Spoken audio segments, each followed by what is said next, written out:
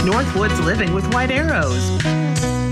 And welcome back to Up North F4. We are at time for Northwoods Living with Kristen Lenz of White Arrows. Thank you, Kristen, for coming on and joining us here this week. Yeah, thanks for having me. I always love coming on. And we love having you here with different creativity and tips for your home and cabin life as well. So what do we have on for this week? Well, we're going to talk about one of my favorite things, and that's books. Okay. I love to read, I love to buy books, I love to go to the library, and I love decorating with books. So I've got some exciting ideas for how you can decorate with books in your home, because books in your home really help it tell a story and tell more about you. So they can add a lot of warmth and great ideas here. Okay, so let's start with this is the first book. Yeah, so one of the things you can do is cover your books. If you feel like your books are not good looking, take the covers off of them and use them uncovered.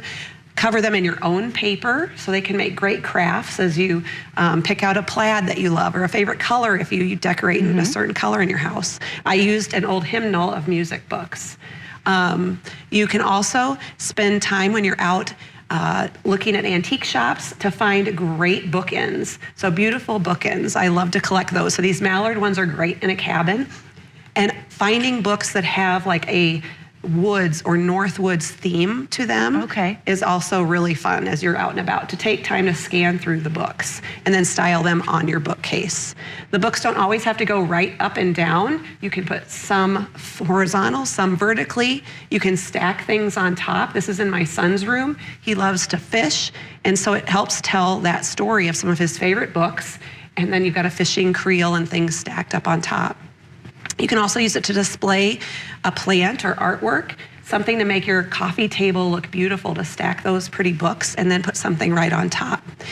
Coffee table books can be just for decor, or they can be great ones that you pick up and look at sometimes. So it's a great way to share things that you love. And then I think, is there, And one of the things I also love to do is take coffee table books, the big sticks, and stack them up and use them as an end table, as this picture shows. So if you love books and you have so many of them around, consider using them as your own end table. I also love using them as a cake stand. So you have a favorite dish or platter, then set that on top of a stack of books and you have a cake stand. I like that, actually. I've never heard of that one. That's interesting. Yeah. And you can pull out different books seasonally. So you could use a lot of greens in the spring, like on my mantle here. I love to elevate things with books. So I have some that are stacked under some candles, some that are just lined up next to a lantern. You can use certain colors for different times of the year, red, white, and blue ones during the summer. Or if you're having a party, pick colors that match the theme. That's nice. I like that. So lots of fun ideas. You can also turn your books where the spine is behind. So if you don't like the colors or the book titles, you can just have them where it's the plain page covers too. In the kitchen, I use my cookbooks lined up as extra knife block. So my extra knives stick out of the books as extra holder. Okay. Yeah, so lots of fun ways to share your love of books and help tell your house's story. Okay, and I think that's, do we have any more? Or keep cycling so I think we have. So you can look for books too that make great gifts when you go to people's houses. We've talked about that before, to have books as a gift when you're going to someone to say thank you to the hostess. Then you could give them a cookbook or a special book that they could add to their collection too. So something fun to keep looking for as you go out to antique shops, go thrifting, come to White Arrow's home, look for special books to have on your coffee table or to use throughout your decor.